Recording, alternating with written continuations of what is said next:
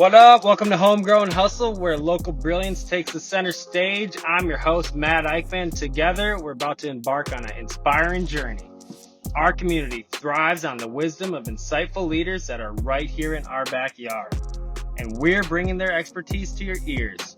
Whether you're an aspiring entrepreneur or simply seeking inspiration, this podcast is your guide. Join us every week in celebrating innovation, guidance, and the power to inspire greatness.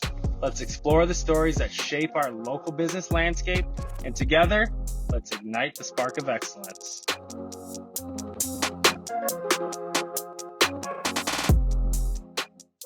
What's up, guys? Matt Eichmann, host of the Homegrown Hustle here. I'm here with Jake Johnson, one of the founders of Sisu Window Cleaning, an amazing entrepreneur. He's done quite a bit, grown his company from actually in college. He started it up and now he's off and he's scaling, adding employees, and there's a whole lot I'm ready to dive into. So thank you so much for joining us this morning, Jake. Tell us a little bit about what you got going on in your business right now. Yeah. Start from the beginning or start from where we're at now? I mean, let's start from the beginning. Let's go all the way back to whatever class you're in where you and your buddy get this idea, like, hey, let's fire this up. Let's call it Sisu and let's clean some windows. Cool. Yeah. So, I mean, I'll go quick through my early years, but I mean, growing up, I always loved the entrepreneurial stuff, and I probably didn't even really know it. It was like just small scale lawn care in high school and whatever, selling whatever, doing whatever to make some money. So I feel like I was pulled towards entrepreneurship for whatever reason. Hunter, my business partner, worked for a window cleaning company, would have been the summer prior to us starting. And he just, it's the technician thinks he can run a company because he's got the truck. He's just going out and doing the jobs. How hard could it be? So he's like, you want to clean some windows this summer. I had no clue about window cleaning. Like it was not a service my family ever hired out or I even knew about, but I'm like, sure, why not? So we did a lot of like just talking to people in neighborhood groups and putting little quarter sheet flyers out to do, whatever we could get. Just figuring it out, whatever type of marketing you come up with. Yeah. So that was basically our first 2 years. We had some stuff on Facebook. We were Estate Services LLC out the gate, very vague, kept it super broad. Nobody knew what we did. Yeah. It was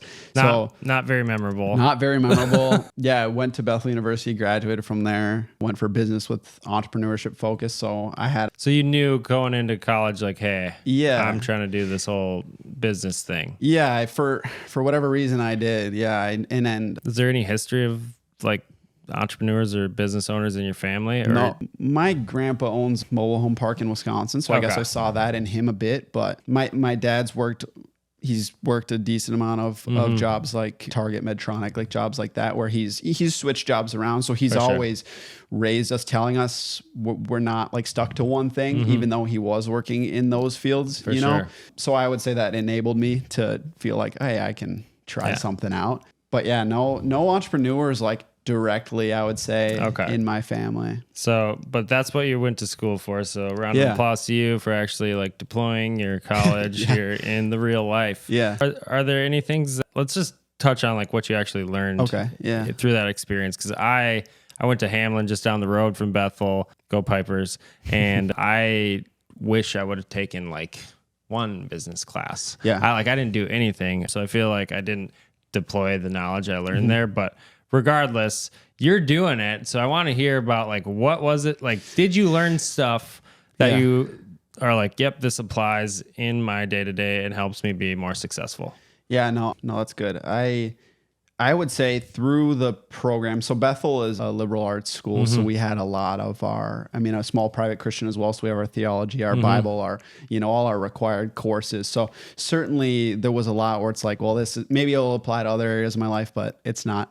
It's not a crash course in business. I would say that the business courses as a whole tailored more towards working for a bigger organization. Fascinating. Like the marketing wasn't tailored towards small business. We were doing case studies on like Mercedes. So it wasn't like Energizer. Entrepreneurship.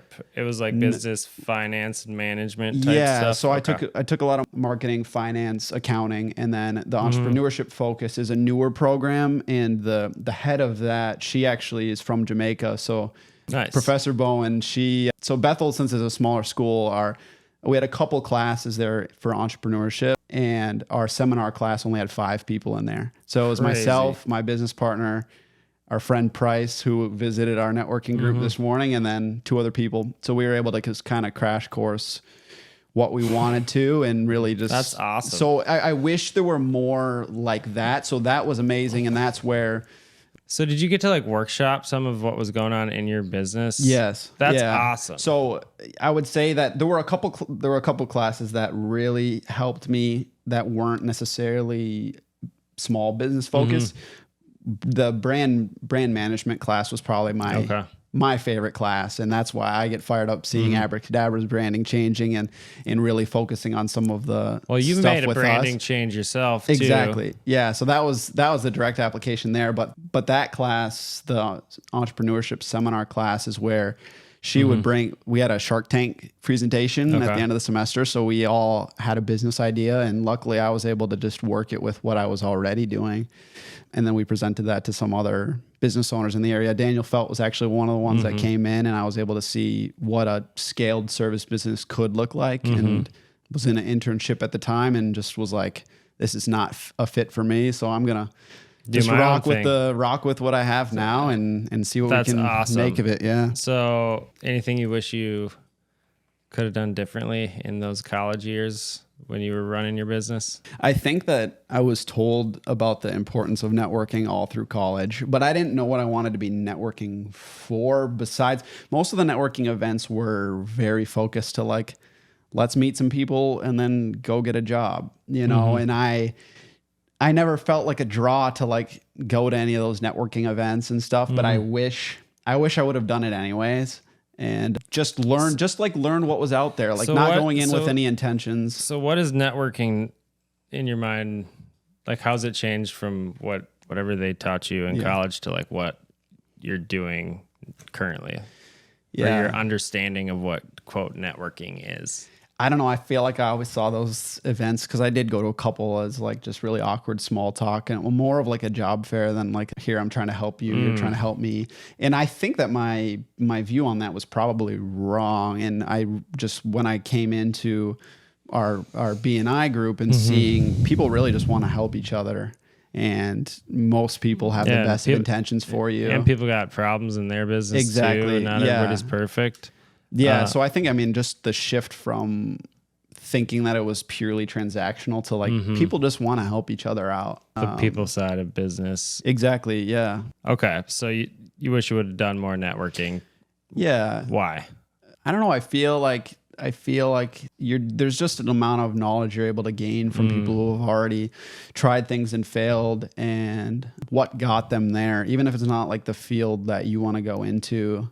Like even the guy who worked the same corporate job his whole life, like there's something to learn from. There's something to learn from that, and just like I don't know why they tick the way they do. That's always interesting. Like what got them there, And then like making sure whoever you're listening to or getting feedback from is like somebody that's got to a place where you're not there yet, but you want to be there instead of people that have never done that. Okay. So in college, wrapping up college, still doing the whole business thing. Was it still estate services or at that point? Because I want to talk branding because Sisu, like that's a very memorable name. So I kind of want to talk about like some of that thought process that you had there, and like then like what's that brand actually mean? Like where's it come from? Yeah. So yeah, like I mentioned, that brand management class I was in, it made me start thinking about, is this memorable? Is this going to get found? And I actually, after we were talking about, do we continue with the business, I met with Daniel Felt, and he sat me down and said, I can't find you anywhere. Like if I search your name, I don't find your business. And we're like, oh shoot, like we got to make some changes here. So I designed our logo I went on Fiverr. I think I paid $50 for the logo, and it was just 2-colored bull. I just picked the colors closest to like Finnish colors.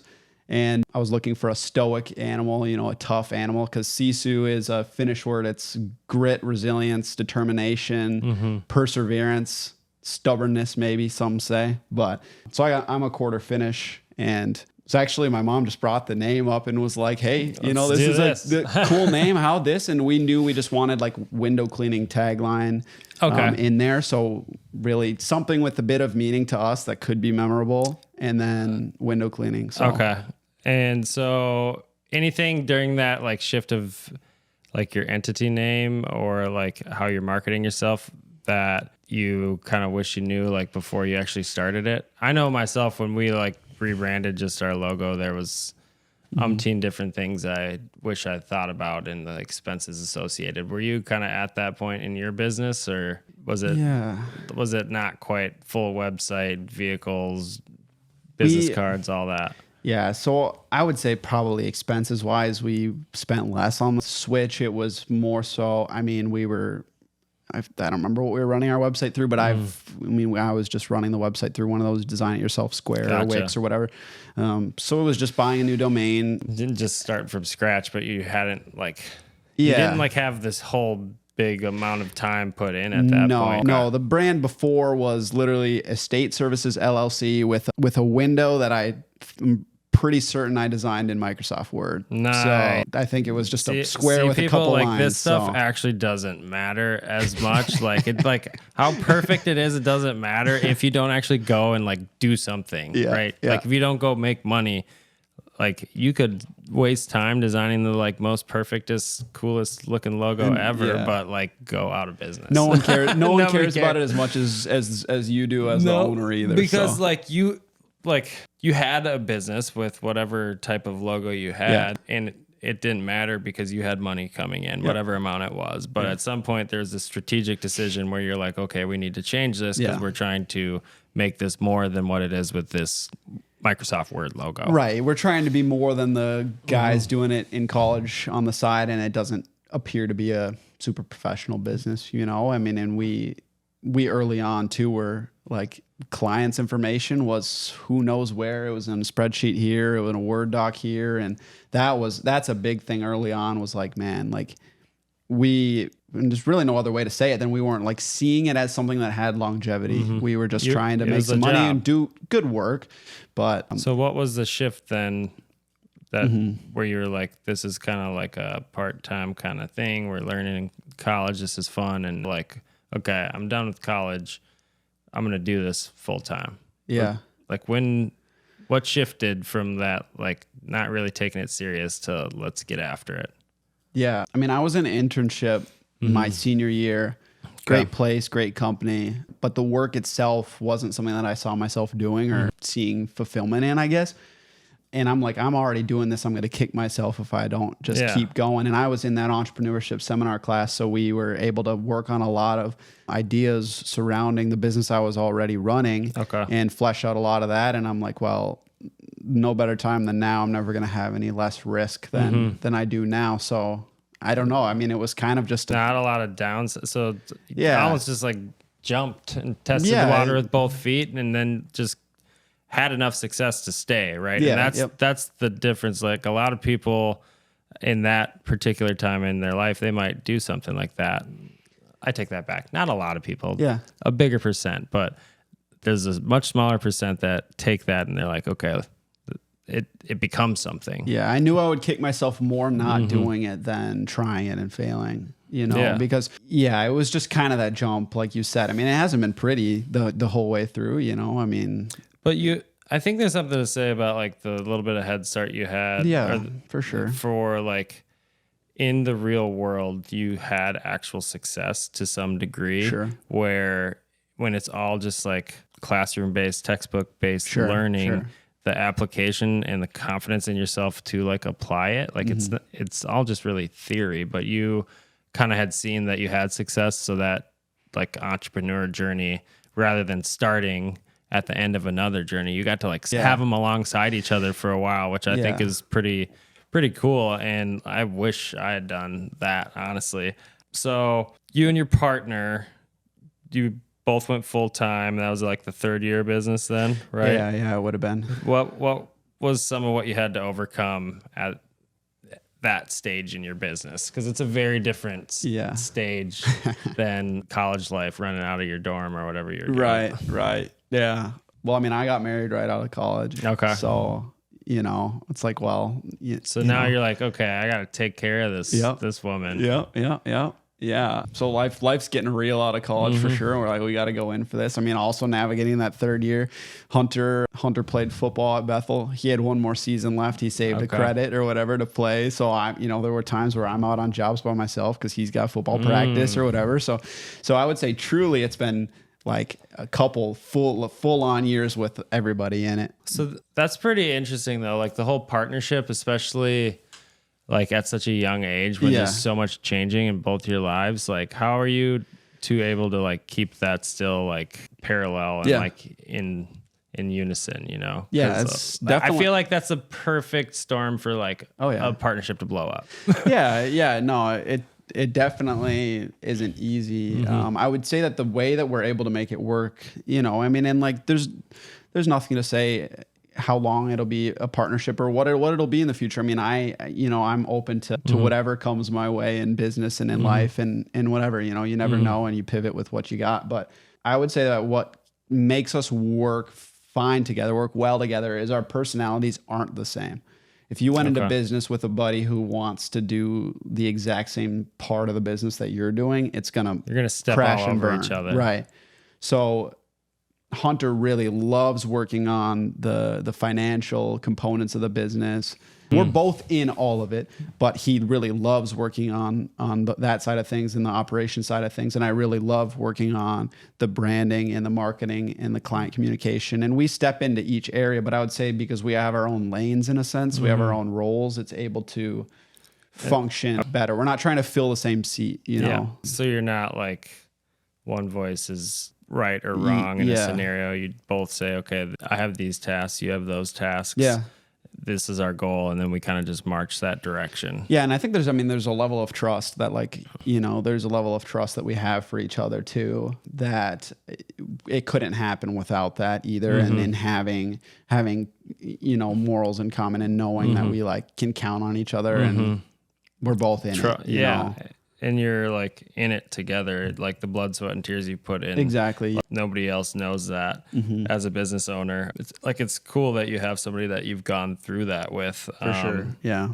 And like, I hope you keep it going. It sounds like you guys got a good partnership going. Yeah. You're adding people to your team. I know you're constantly growing. You're adding vehicles, and we'll kind of touch on that a little bit here before we start talking like commercial, residential. Sure. So, when did you add that first employee? Like for a home service company, like these small businesses, a lot of guys will never do that.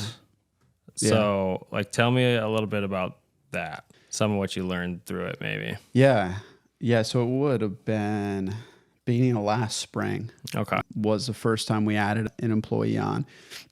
And it was probably quite inefficient out the gate. We had, you know, in our truck, we were running 3 people to crew for a while, just for whatever reason. I mean, yeah, there's definitely components of it that we're like, you got to enjoy it as we're doing it too. Is like, because it was a friend from high school that we brought on, and he was doing really well with us, and then it took us a little while till we're like, okay, we brought another high school kid on that summer as well. So 1, 2, like same period of time. Yep. So one was on for about a month, and then we were like, well, we're going to bring another on, and we're actually in shape that we could try to add another vehicle here. So were you like just trying to capture as much of the business that you had coming in? Like you're having that type of success? Yeah, in a sense at that time. Yeah, I would say so. Timeline and when to grow and whatever is obviously something where it's like maybe that crew could have been a little more full for longer before we added the vehicle or whatever.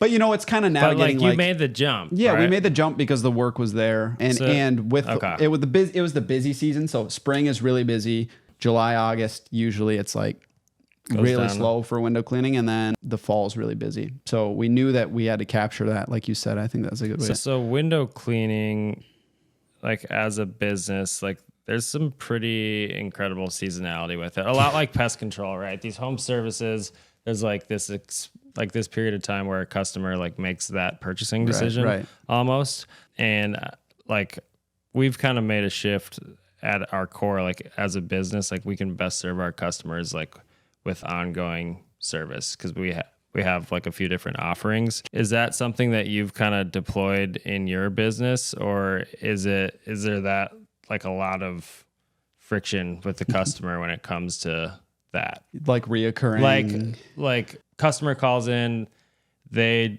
just view window cleaning as a commodity and they're not really looking to make a decision about a business so much as like, I need this service done. I want it fast. I want it cheap. I want it good. Yeah. Like bucking that and making sure that the customer kind of fits into it, I guess, like with the leads coming at those particular times, like how do you handle it? Like, are you able to kind of like figure a way to spread revenue out through the year, or do you just got to find ways during those blocks of time to like stay busy almost? Yeah, no, that's a really good question. I mean, thus far, we haven't done it crazy successfully, spreading the work out to the point where we are filling our slow seasons with work. So that's something you're kind of running into now at like another stage of growth that you're having. Yeah, there's a need for like if a lot of people are 2-time clients, spring and fall, or like you said, people call because they're having a party and they just want it once, and we might not service them again. So, I mean, something that obviously pest control, lawn care, whatever, like reoccurring or maintenance or having them on a schedule where they can come out. That's something that we haven't done super well at. We do our best to get people on the schedule when we're wrapping up the work for the next cleaning. But you got to drive revenue into the business, whatever way you can get it. Right. But I mean, and that's like our kind of shift to the commercial side too, is for July and August, ideally, we're able to put some commercial work then, because usually the time frame is a little less pressing. So tell me a little bit about that then, like because the buying decision and like really the business model as a whole is very different when you're talking like window cleaner. Okay, that's one area of business to look at, but then you have like segmented like very much commercial, right? Window cleaners where that's like all they do, and then like these companies that are like almost exclusively residential. Sure. But you're doing both like really well, and you've made that shift into commercial. It sounds like as a way to like continue to bring revenue in during like less high pressure times of the season. Is that that's right? certainly the goal with it. I mean, and then a lot of times those services will be a few times a year. On the commercial side, it's less like storefront work. It's more like business parks or commercial buildings. I mean, we can do up to 50 feet now. So nice. So you got a 50-foot ladder or what? We've got a 50-foot water-fed pole system is what it's called. So it's up to so much better purification tank, and then we run a pole and gotta have tools to do the job. Oh yeah, man. That's sweet. I mean, people forget about that when they're calling around for pricing. But I'm sure you could wash it like if you can get up there. Yeah. Like sometimes that's the biggest part of the problem. Yeah. So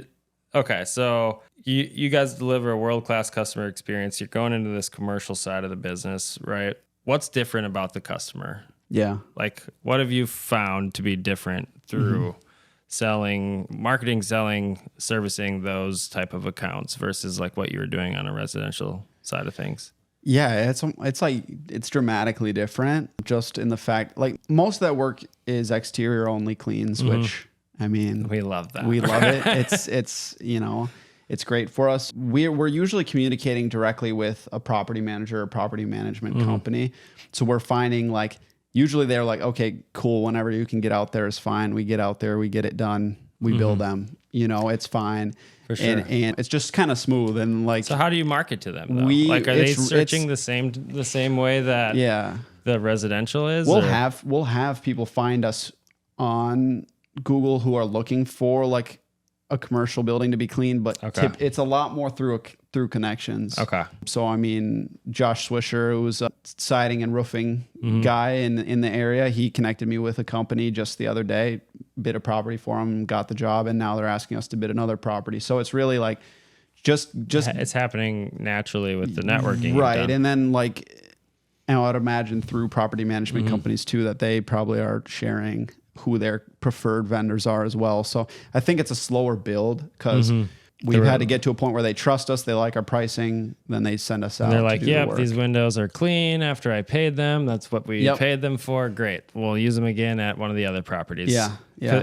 Like the decision's being made for a very different reason. It's not, it's springtime. I want my windows to look nice so I can enjoy the beautiful nature or whatever. It's our tenants need these to be clean. It's our job to make sure that the property stays at a certain level while managing budget. Yeah, and I think also on the commercial side of things, the quality of work is obviously important, but I think what we're seeing is more important to them as being a vendor that they know is going to be responsive, who's going to show up when they say they're going to show up. It sounds so simple, but like, I mean, how many times you hear that my last guy didn't do this or did this or whatever, and like just showing up when we say we're going to show up, and like they want to have us out. It's less about like if we're cleaning your home and you are particular, which is fine. You're going around, you're like, well, there's a spot here, whatever. On a commercial building, I mean, we're doing great work, but you can bang them out a lot faster. Yeah. It's not like they're going to be inspecting every inch of the building. They just want it clean. They want to be there.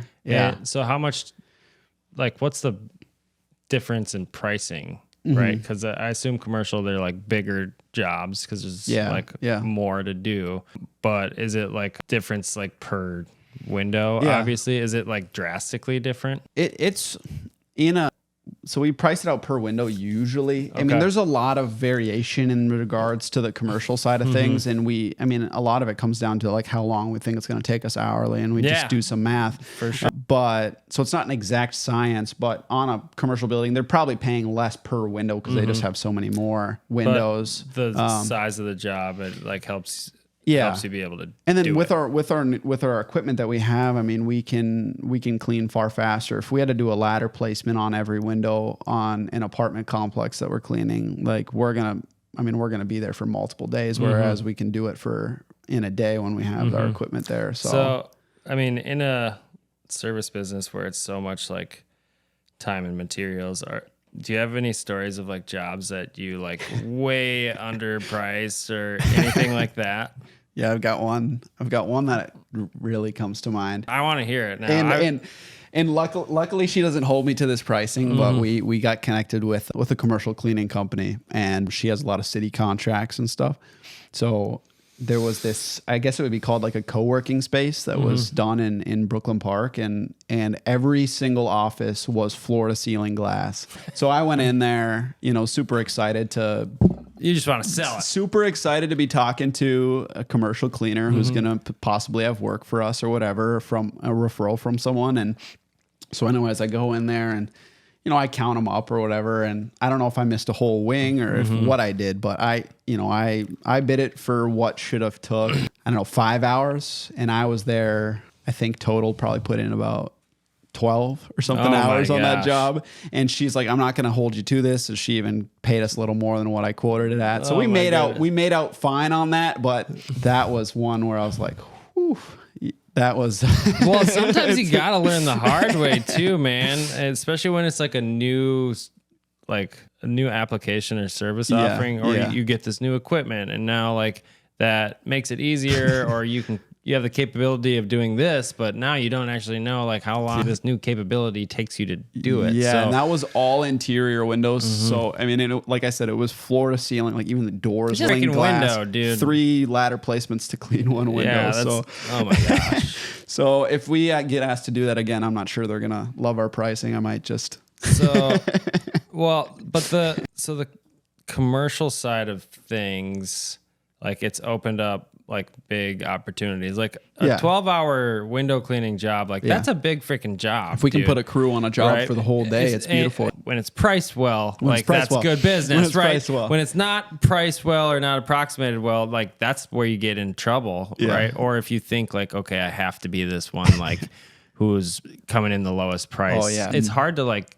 drive your business, right? Yeah, for sure. And that's something we are seeing on the commercial side too, is sometimes it is the race to the bottom pricing wise. It just depends what they are looking for. Like we clean some windows for an apartment complex in Minneapolis, and they're a high-end apartment complex. So they're okay spending a little more. Whereas there might be someone who's looking for a bid on, we haven't been asked to do this, but like say a McDonald's or whatever, they might take whoever's going to do it with a bucket and a squeegee for $50 or so whatever. Those relationships, they really create like ongoing opportunity, like at that one property, but also like if you handle the relationship well, now they have other properties ideally. So that's those are great referrals for us, by the way. So this commercial cleaner we've done a bunch of work for her now. For sure. So she'll bring us in. We've cleaned at a school. We've cleaned at So do some they city like buildings. sell it for you then? You just give them the pricing and Yeah, they sell. she just That's contracts. awesome, She just dude. contracts us out. So That's like a totally different part of the business that I think a lot of small businesses don't even freaking think about. Yeah. Yep. Yeah. No, I mean, and that's something we can get more into. I mean, we bid like a bunch of like City of Champlin buildings, City of Andover buildings, and like she has these contracts. So, and some of them take time. They have to get it approved, and she'll come back to us. Can you meet this pricing? Sure, like it's great, Yeah. and then it's usually scheduled out a year. They take a little longer to get sometimes if they have to do a lot of budget planning.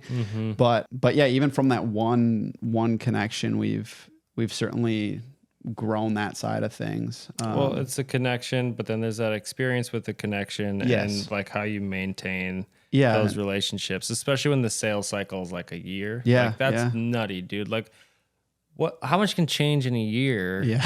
You know what I mean? But you probably wouldn't have been able to start your business if you're starting it with that type of account, right? No, definitely so like not. the evolution, whether it was like a survival thing or just happened organically, like going from that residential customer where like you can call me, I can come over right now and you can pay me after I finish the service. Like that, the speed that's there allows like for the money to be there to do anything. Yeah.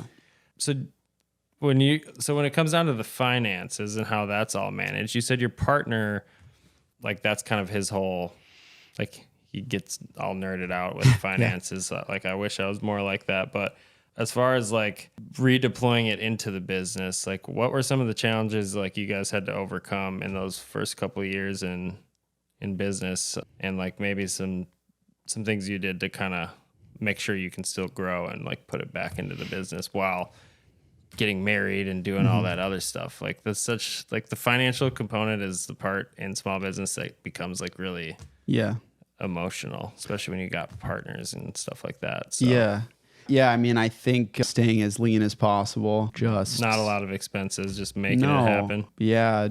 I mean, we've done our business thus far, just cash only. I mean, we haven't. So you have no debt at all. We haven't taken on any debt for what we're doing, and that's how we've decided to do it with this venture. And so buying a good enough used vehicle and getting it out there, man. And then you're not like leveraged into anything. Like you said, you are really young, so like maybe something changes and you want to go to Costa Rica and not have a business. You don't have this thing that's like tying you down. Yes. Yeah. So like you're paying cash for all this. How big is your team?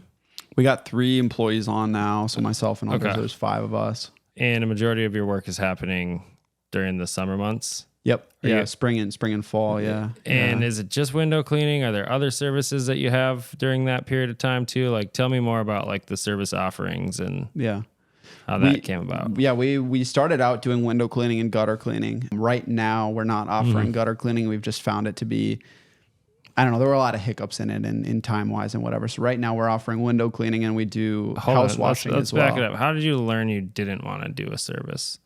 And then you actually pulled it. Because a lot of people will do it and then they'll still like keep doing it even though it kind of sort of sucks. But you were like, nope, not doing it. Like what were the things that you were wise enough to pull it back? Well, some of it is probably just literally comes down to it wasn't like what we were really enjoying doing. So there's part of it where it's dirty, it's nasty. That's part of it for sure. People like there's a lot of people who will do it really cheap too. So people weren't really wanting to pay like what we would want to be making hourly for it. So that was definitely a factor. But we were running into a lot of stuff with it where it's like they say they don't have gutter guards. We get out there, they have gutter guards. We can't clean it, or there's something else like messed up. Silly problems. Just a lot of stuff that like plenty of other window cleaning companies do offer gutter cleaning. We just found it. We wanted to really focus on the window cleaning and doing the window cleaning well, especially on the residential side. And I think that not needing to train another thing out the gate and really having our guys, as of right now, being primarily window cleaning, it's done really well. And it's helped them focus on what we're doing well. So it like simplifies the service component and the training component so that as the sales happen, you can service faster and then like drive more revenue. I would say that's part of it. I mean, there's also the part of it where it's like, is it money left out there if we could be helping clean the gutter? And we still do. We still do like service some if people really want it or if we've serviced them in the past. Like we still do some gutter cleaning work. We're just not actively advertising that. So you're advertising for, sorry, I cut you off. When You're you fine. said, so no problem. Window cleaning, gutter, we're not doing that. Call somebody else. House washing. Washing, like the soft wash. Yeah, right now we can do that vinyl siding. That stuff is amazing, actually. Like people don't realize like that's slow. Like it's like the buildup of dust that happens on your desk. Yeah, like you don't really notice until like one day you're like, that's kind of nasty. Like people's houses are the exact same way. Dude. So and that process, like you added that after the fact, right? So talk about like adding that service. Obviously, there's equipment purchasing and all that. Was it like a mid-season? Okay, we've got the money to do this. Let's add it. Or was it beginning of the season kind of strategic decision? Mid-season, we added it last year. Just like making it happen. Was it an idea somebody gave you, or like? Yeah, I mean, that's a big expenditure to like. Yeah. To add. Yeah, I guess off that, and then I'll come back. One of the pieces of advice that we were given when we started our business or started growing out of college was like, you're not trying to reinvent the wheel. Like this has been done with window cleaning. Certainly there's areas we could innovate and whatever, but we saw a lot of the companies doing the same service, and there's a lot of crossover where you can do a house wash and then you can wash the windows, so it just meshes perfect. So we added that, and we bought, I mean, it's great equipment, but it only gives us the capability right now with the chemicals that we can use is to do vinyl siding. So we added that, and that's been doing really well. And we've certainly found a lot of even new build homes to be in dire need of a house wash because there's going on and crap, dude. Yeah, so I didn't even think about that. Yeah, and a lot. I mean, how many houses now are almost all white or all black, and both of them show a lot of dirt. So yeah, but it looks pretty sick when there isn't all the dirt on right, it. exactly. So we want to have it look that way most of the year, and so that's like that type of customer. Like this is something that they're really like these. Two services, they're kind of build it into their budget. Maybe the washing they do every other year, but in these new homes, it's kind of like some of it's like the me too purchase, right? I mean, we get a lot of business just because we do high level service and they refer us on a Facebook page, right? Sure, yeah. So something I think that you do really well is like your social media and kind of how you handle that, and that drives a lot of business for you. For sure. What's some of the strategy you have behind your social media, particularly in those communities? Yeah, I mean, I certainly have a lot of room to grow there, but I would say you're pretty humble, dude. Well, thank you. I would say in those groups, what I've tried to do is to highlight the personal side of it and not try to sell them, because we've never been we're not like a knock on your door. We're going to convince you to get your windows cleaned. I mean, there's certainly levels of that where, we are selling, but we're trying. I mean, yeah, of course. But they're also calling you to buy. Of course. But we're trying to be like, hey, this is who we are, and here's why you should hire us, and here's how the process goes. Do you go to the point where you actually get like pricing out there for like, do you get that to like the Facebook group level, or just put it out there?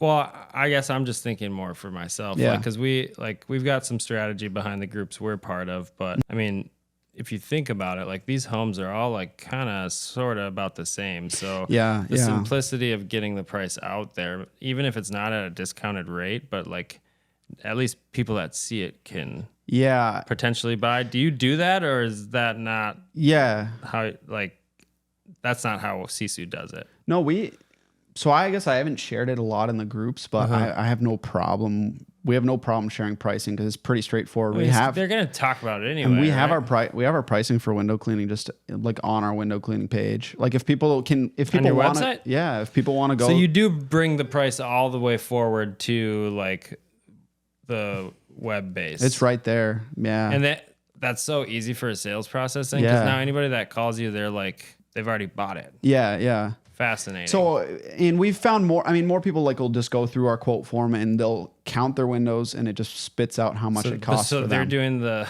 estimating for you? Yep. Yeah. So that's awesome. We invested in, and that's something too that I've been really grateful that we've done, is we've invested in a couple softwares that have really streamlined what we're trying to do. It automates the sales process, right? And it integrates with our scheduling so they can perfect. they can schedule themselves. So does it take into account like routing and everything? Yeah. That's pretty awesome. So, Yeah. because I know like with service-based businesses, like you need that stuff to be as close together as possible. Yep. Because any minute on the road is a minute we're not washing a window. So you or can killing a bug. you can adjust it as to like if it's like green, orange, red, or whatever the colors are, as to like if you were to try to schedule, say, a $300 job, let's just say for ease of it, it's going to take 3 hours, right? It would show where there is a 3-hour spot in which crew it would be best for. And if there's not one that it's going to be really great for in the next couple of days, like let's say we're on the other side of the city, it's not even going to show you those times to schedule. So that's a pretty awesome piece of tech then. Yeah, like, that's been amazing. That's the hiccup I've seen a lot of companies run into when they try to go to that model, because there's a high level of logic to like, okay, people are going to get to my website. I don't have the time to quote every single one of them. The pricing's kind of the same. Let's just give it to them. Exactly. Because the customer actually wants it. That was probably our biggest adjustment in the sales process, because we were like you might ask me for a window cleaning, and then I'd say, okay, can you take pictures of each side of your house? And then you got to snap those to me, and then I got to shoot it back to you. And then it was just, we were losing clients. We were annoying the clients. There's friction, a lot of friction. They want a lot like of really friction, fast. a lot of friction. And I mean, our hesitancy was like, what if the quote's not exact and we get out there? Well, doesn't freaking matter. What if you don't sell it? We get out there, we tell them. Usually they're like, oh yeah, just count it. Makes it's sense. fine. Yeah, my house is really tall in the back. Obviously, you need to charge me more for that window. Yeah. So no, that's been really, really great for us. So that, I mean, what that really does is it creates a lot of velocity in your sales process, because right now you're meeting the consumer in those younger neighborhoods that like buys with like speed. They're all Amazon users. They got DoorDash. They want it like now, right? Yep. So you're adapting your business and processes to that, so that, I mean, yes, there's going to be people that don't go with it. Is there probably another company that like does window washing that looks at your pricing? Maybe, but who cares? Like, what is that? Yeah. Like, what actually matters about somebody doing that? But a lot of people are, like, they want to hold this like price thing like so close. So I think that's really smart that you did that, whether you did it on purpose or I don't know, were you overwhelmed with like how many calls you had coming in and didn't want to estimate everybody, or like, why did you do that? Why we use that software? Well, or why we showed the pricing? That part, like why you went all the way to, yep, we're going to bring this to the web level. Well, I mean, honestly, it was because that's how we got our pricing out the gate. There was another company in the area, a reputable company. You were the guy going. We were the guy. We were the guy. I mean, we did market research around it, and we found what the standard was, and we tweaked the pricing a bit. But like, I mean, it's literally, I mean, it's out there, like, and we're not going to change. Like, you know, there's only so much you can do with a window cleaning itself. So like, we got inspired from like because there's multiple ways people will price windows. Some people will just do square footage and hope it's right. Some people will do per window, or some people send an estimator out to every house and they have a different price for every sized window. A slow sales process. That's slow. Right. So I mean, and we're like, well, it's out there, and we're gonna take inspiration from this. But yeah, I mean, it was like, it's not gonna hurt anything. But I mean, what it does is like anybody that you're talking to, whether it's you or the contact center you use, like they're buying. Now you're just scheduling function of the business, right? Yeah. That's freaking smart, dude. Because home service businesses, I know myself when I was going from like that one man and a spray can to like, okay, we got to add people. Like I was walking around on roofs and attics, talking to people on the phone. Like it was not ideal.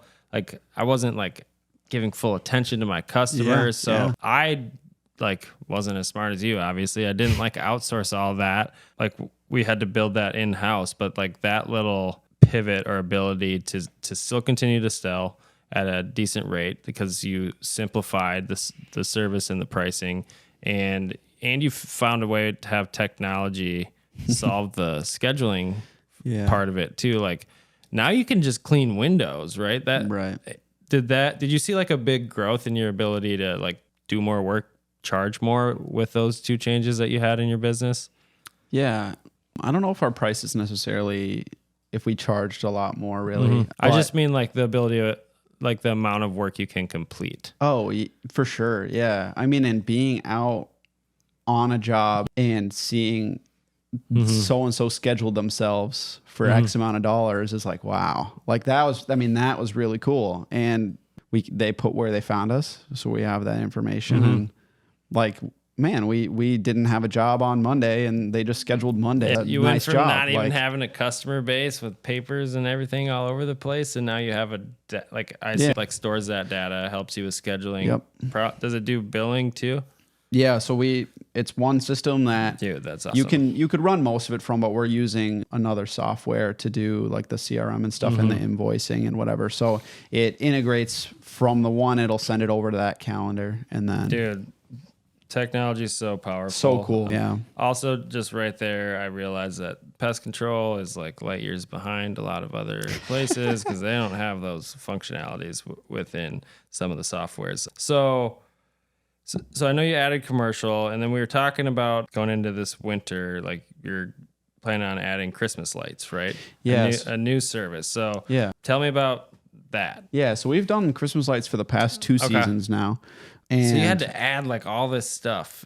Yeah. So you identify problem, solve problem very quick. You guys seem to be those type of guys. We're trying to be, for sure. Okay. Back to Christmas lights. You're ready fine. to go. No, yeah, I would say it feels like we're building an entirely different business because there's not really much parallel. I mean, certainly some of our, I don't know how you say it, higher end clients have more overlap in the Christmas lights, but full service Christmas light installation where we're putting all the lights up, cut to their house size. We're going to maintain them during the season, take them down, store them in the off season. It's just like we remove every headache in that process. It's not cheap. It's not hiring a handyman to install your Home Depot lights cheap. So, like an average home's display is around $1,200 or something like that. So it's like we're realizing that with that, we're finding an entirely different market. And which is good. It's good. It's really good. But that's certainly been a struggle is figuring out how we go about that. But with pricing and like revenue modeling kind of, or like, what do you mean? I mean, honestly, just finding the client who wants that service, who wants to pay that premium. Yeah, it's interesting. Like these service businesses, are a lot of these customers the same? For sure. So like we can cross sell, but the business at its core and how the money, like how much it costs and how the money comes into the business, like that's where like it takes a lot for an entrepreneur to be able to like add and then like manage those things ongoingly. But I think what's pretty unique about you and your partner is like you guys learn like really fast, or at least that's what I'm seeing. So this new market with Christmas lights, is there overlap at all with the services you have to complete for window cleaning with like Christmas light install? Because I know some of the other, adding Christmas lights, like it's not some novel concept that you guys came up with, right? No. It's just like those, like you said earlier, it's been done before, right? You don't have to recreate the wheel. So for sure, service businesses during the winter will slow down, but Christmas lights allow you to like still be active, still charge for it, right? Right. Yeah. So with all of that, you're selling to these new customers. Is there like cross-sell opportunity there too? Like, probably. Is there intent behind it at this point? Or are you still just trying to figure out like how to do it? Yeah. Cause that's like a tough thing to learn, man. Yeah. I've installed some Christmas lights and I hate it. Actually. Yeah. It's the worst.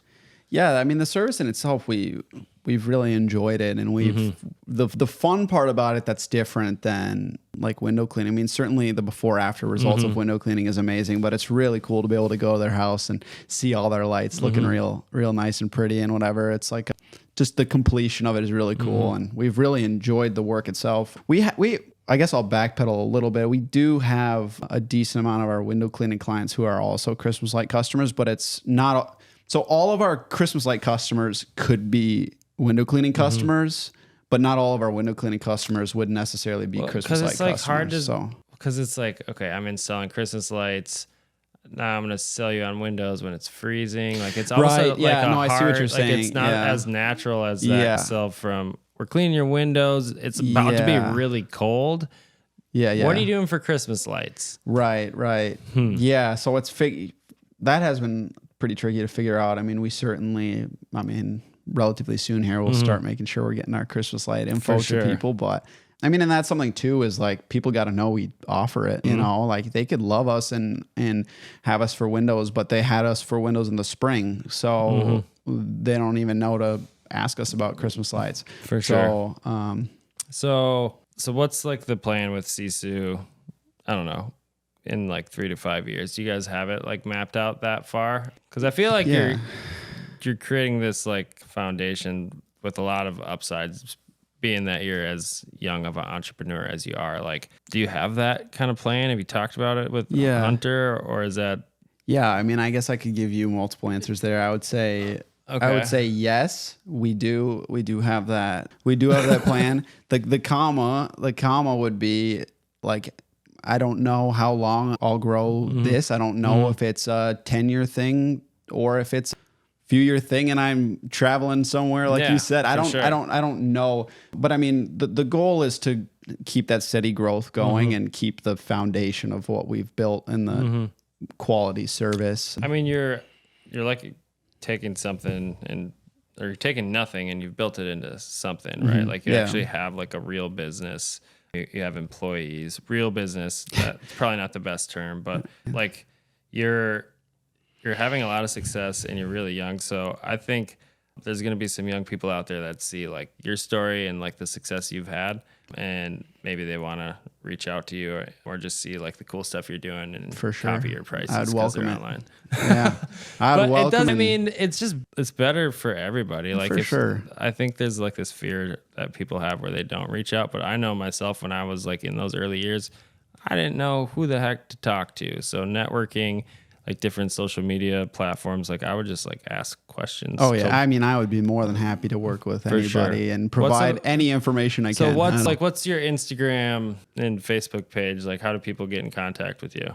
Yeah, they're all just Sisu window cleaning. So for sure, SISU window cleaning. SISU. That's one of the things. That's the only hard part with the name, is we got to spell it for everybody as we're wrapping up. That's SISU window cleaning for sure. So one thing, I mean, we've covered a lot here. I mean, it sounds like you guys are building a lot of momentum for the future with Sisu, but everything that I've heard is kind of like you're just a hustler, man. So like one thing we ask every guest that we have on the Homegrown Hustle is like, what's the word hustle mean to you? Like in terms of business, if you could define it for me. Yeah. I mean, I don't know. It's just like, I think it's just rolling with what comes your way. And I don't know. I mean, to hustle to me is just to pivot when things that you don't expect come and just work through it. But I mean, I also do think that for me, hustle is also, there also has to be a balance too. You know, like we said, I got married out of college, and I, you know, and friends and family that I want to see as well. And obviously there's unbalance that happens in business in general. It's inevitable, but also knowing like I want to hustle towards this, but also keep all this in balance. My personal side has to also be there, you know. I mean, that's why we do everything anyway. Exactly. Right? Yeah. But it's easy as small business owners to like lose sight of that. Yeah. So I think it's a lot of wisdom for you to kind of have that at such a young age. So as you were talking about the definition of Sisu earlier, like grit, resilience, determination, I think a lot of that is like hustle. So you said like rolling with it. I feel like you have like that assumed, like everybody has this resilience and like goes after it like with that determination, but not everybody is like that Sisu vibe, you know? Yeah. So I'm looking forward to seeing like what you've got in the future. So is it SisuWindowCleaning.com? Is that like your website too? Yeah. Check him out. This guy does some awesome work on Instagram and different social media platforms. You can actually see like the work they do. And that like helps a lot with understanding like who they really are as a business. But thanks again for coming on, Jake. Thanks everyone for listening to the Homegrown Hustle podcast today. As always, like and share. We do this for free for everybody, but it's not free to put it on. So any type of support you could give us, we'd really appreciate it. Homegrown Hustle podcast on all the different podcast channels, YouTube. It fits social media. You could probably find us there. Any questions for us or anyone on our team, reach out. Always happy to help. Once again, thanks, Jake. Appreciate you coming on. Yeah, thank you. Nice. Nailed it. Thanks again for joining us on Homegrown Hustle. Our local business community thrives because of the brilliant leaders right here in our backyard. And it's been an absolute privilege to provide them with a platform to share their invaluable expertise. Stay tuned for more insight, wisdom, and inspiration from our local business champions. Don't forget to subscribe, rate, and review us on your favorite podcast platform. Together, we'll continue to nurture and expand our homegrown success stories.